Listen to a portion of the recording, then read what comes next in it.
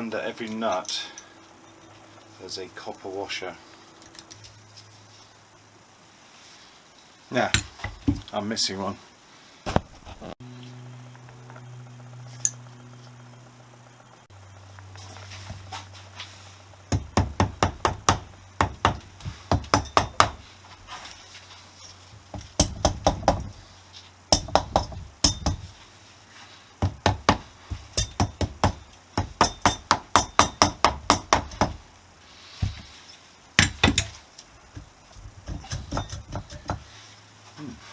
Is that the gasket holding it on?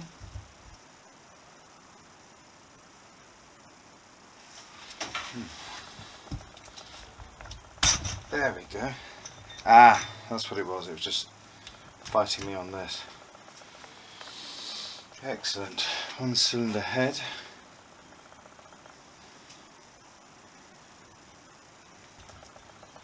We get a new gasket, even though this one looks like it's never really been used.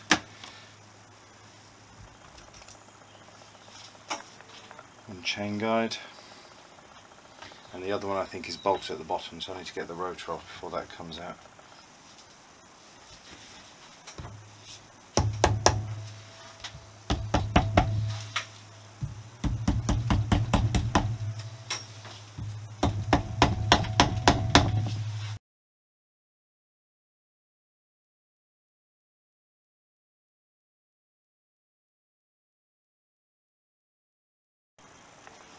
Okay, with a bit more persuasion, I effectively used a wooden block and then used the same rubber mallet on the end of it just to transmit a bit more power over a wider area. And there was a ping, like a ringing noise. It seems to have come free. So I was getting a little bit concerned there because it was putting up a hell of a fight. And this already has a damaged cooling fin, so I didn't want to make it any worse than it already is.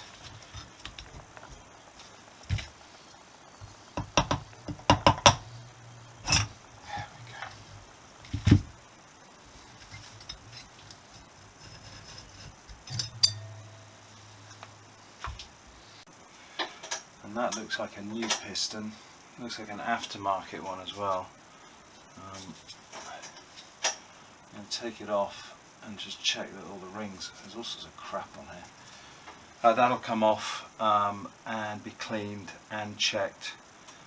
I don't know what make or manufacturer that is. I suspect it's probably a cheap one, but we'll test it to see how that compares to the bore, make sure that it's within tolerance. The bike itself only has a few thousand miles according to the speedometers, and given that this bike was actually off the road by 1978, that was the last time it was taxed, until it was declared sawn the other week. So it's interesting that it has literally sat since 1978, other than the previous owner going in and changing this piston.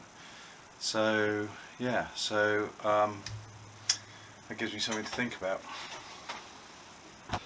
There are two hollow spacers or locators that sit over these cylinder retaining studs, and they're at the same side as the cam chain goes, so there's those two.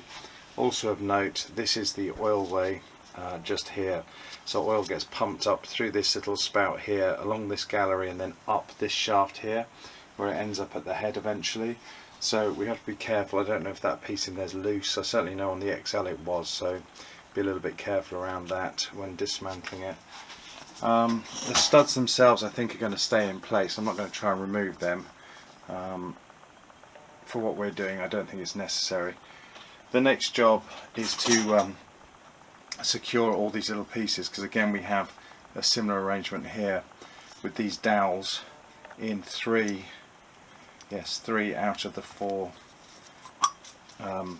holes at the top of the cylinder head that mate in with the cylinder head at this end.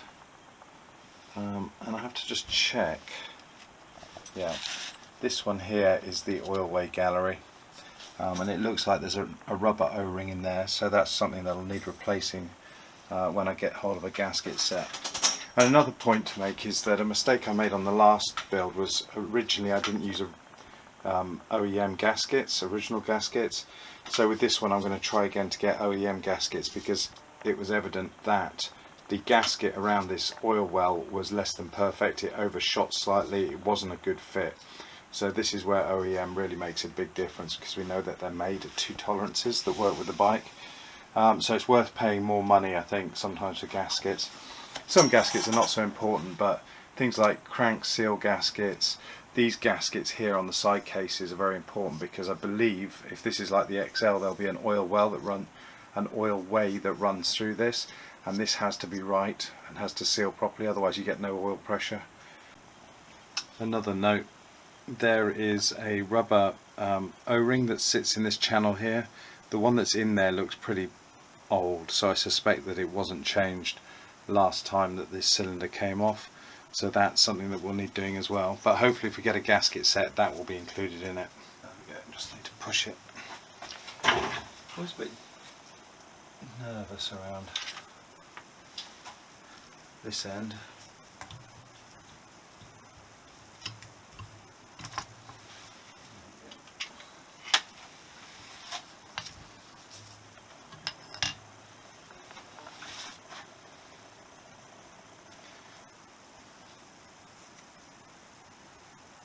Okay, that looks brand new.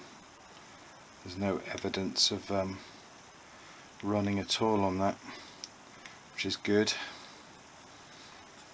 Put that back in for now.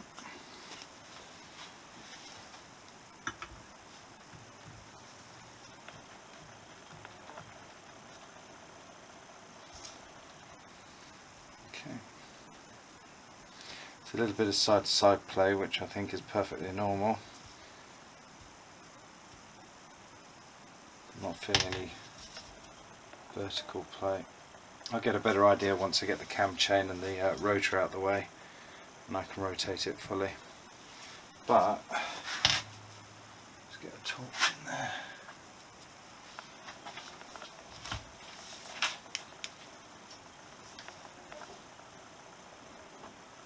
The top end looks to be in fairly good condition too. There's no evidence of scoring. You can see there's little wear marks. Nothing you wouldn't expect. Excellent. The next job's to try and get this flywheel rotor bolt out. I've got 2 blocks of balsa wood which are soft, and I've got a ratchet extension bar through the conrod with some soft tape on that bar to cushion the metal on metal contact. So there we go. Oh, that was easy. Not a lot of force needed on there at all. That's the rotor bolt and its associated washer. In order to extract the rotor, I've gone up to the shed and pinched the rear spindle from the rear wheel. This thread apparently fits in here. The thread is less than perfect shape, by the way. So I'm hoping it will thread into, look at that. And I have cleaned this, so I don't drag a load of crap in there. And the idea is that it's a reverse thread by the, is that right? No, it's not a reverse thread. But what I will have to do is reverse this.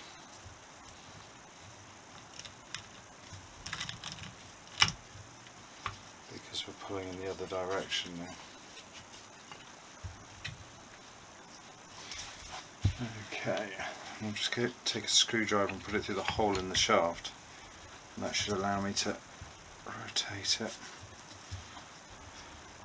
Now with the XL you can't do this, it's a different thread pitch, but this is a really useful dual functionality of your rear peg, rear spindle.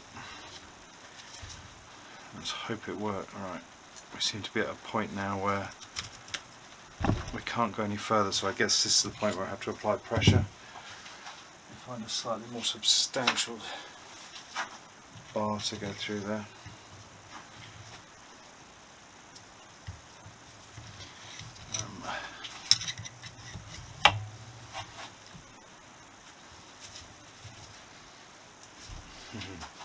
Could do with an assistant here.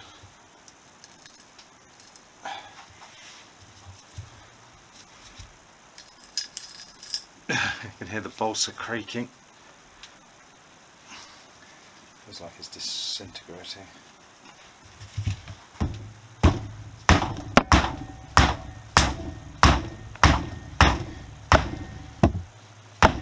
Yep, got some movement. Oh, have we done it? I think it's loose. Like that, or I've snapped something.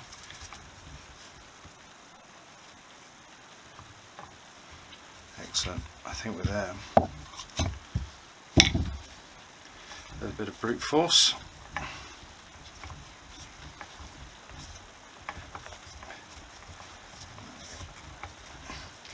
Now I'm going to carefully extract this because there might well be a woodruff key holding this in its location. I just want to be careful when I remove it.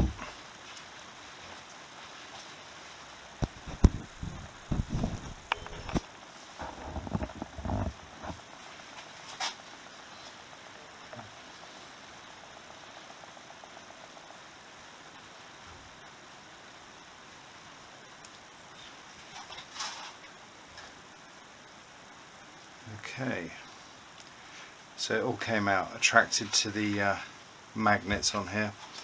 So we have got, this is the cam tensioner section. I'm just going to put that back in for a second, he says. Okay, so that's the cam tensioner mechanism. Here we have the cam chain, get that out of the way. I'm actually going to mark which way that came out, just to keep it orientated. One moment. Okay. I put cable ties on the back of the cam chain as it came out of the unit, and the reason I've done that is I don't know whether this is a brand new chain or one that's old and well bedded in. So in order that the chain goes back in the same way, so the wear patterns are the same, I've just marked which is the back side of the chain, so that when it gets reinserted, obviously take the cable ties off first, it can go in the right orientation. That it just removes one potential issue that I'm sure isn't an issue. Chain looks to be in good condition though. It's nice.